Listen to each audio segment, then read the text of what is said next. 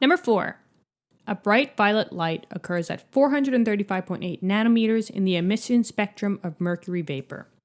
What amount of energy, in joules, must be released by an electron in a mercury atom to produce a photon of this light? All right, so we're starting to get into formulas for chemistry. So when they're giving you just random numbers, write down what they are, list them, and then we could think of the equation that it goes with. So here, the only number that they gave us was 435.8 nanometers.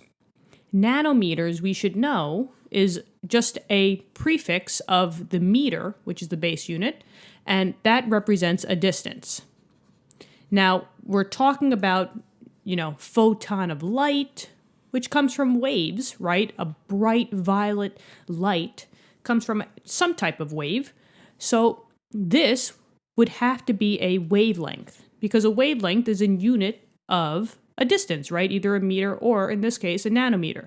So they're telling us that we have 435.8 nanometers, and that's our wavelength.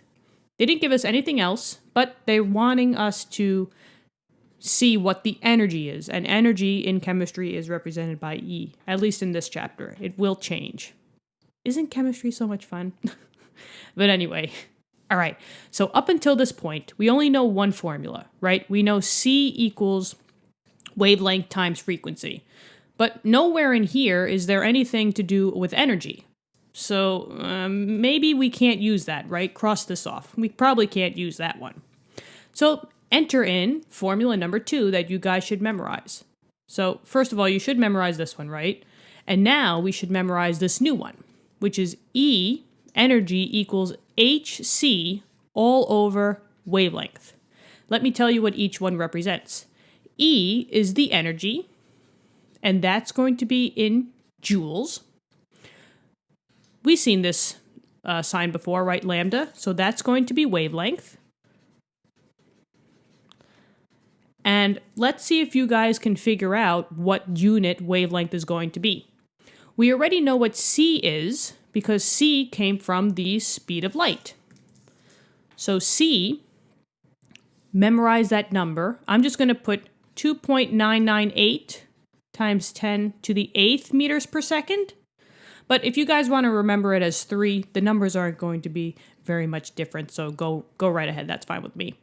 But now look, speed of light is in meters, and the units have to match. So the wavelength that you use has to be in meters. And last but not least, H, which is something that we've never talked about, which is also a constant number. H is Planck's constant. So, constant. Planck is just the scientist who came up with this constant number. So we should memorize it as 6.626 times 10 to the negative 34th joules per second. And that's why energy is in joules, because Planck's constant, one of the units is joules. So they match. And this is the formula that you can go between energy and wavelength, just like we have here. So let's plug it in. E equals HC over wavelength, but there's a catch, right? What's the catch? If I plug in 435.8 nanometers into here, are we allowed to do that? That's a big no-no, because we know that we have to put our wavelength in terms of meters. So what's the thing that we have to do first? We have to convert nanometers into meters. That's step number 1. And then we can do the formula. So how do we go from nanometers to meters? I'm going to put it down at the bottom here. Now you guys should know this from chapter 1. If you guys are not comfortable with doing conversions, just go back to chapter 1. Tons of problems there to help you guys out. I'm just going to tell you the quick-hand version because we are in chapter 3. So if you want to go from nanometers to meters, nano, think N, think of 9, you can just divide by 10 to the negative 9th.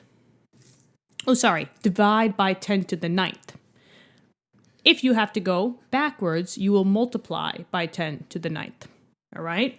So in this case, all we got to do is we got to take 435.8 nanometers and just divide by 10 to the ninth, and that would get our number in meters. So what that equals, we now have 4.358 times 10 to the negative 7th meters. And now, this is the wavelength, and this number will now get plugged in into here. So let's get to it. E equals Planck's constant, which is 6.626 times 10 to the negative 34th times 2.998 times 10 to the 8th, all over our new wavelength in meters, 4.358 times 10 to the negative 7th. Do that in the calculator. You get an energy value of, and we should have 4 sig figs, so 4.558 times 10 to the negative 19th, and that's in joules. Box that answer off. That's the answer to this question. That's how much energy would be needed to be released by an electron in the mercury atom to produce this photon of light. So, we're now only 4 questions in, and we have 2 equations that we got to memorize. So, memorize those. They will help you tremendously with knowing how to solve these problems. And yeah, I mean, there's going to be more formulas, so just hang tight. Guys, thanks so much for tuning in. If this helped you at all, let me know in the comments. And if it did, click the like button. And if you wouldn't mind, click the subscribe button, because you won't not only be getting the questions first in your feed, but you'll also be letting other people all over the world have access to the OpenStax solution manual that we are providing for everybody. So we just want to get the word out to try to help everyone, to try to build this community. So thank you for that from the bottom of my heart. I'll see you guys all in number 5. See you then.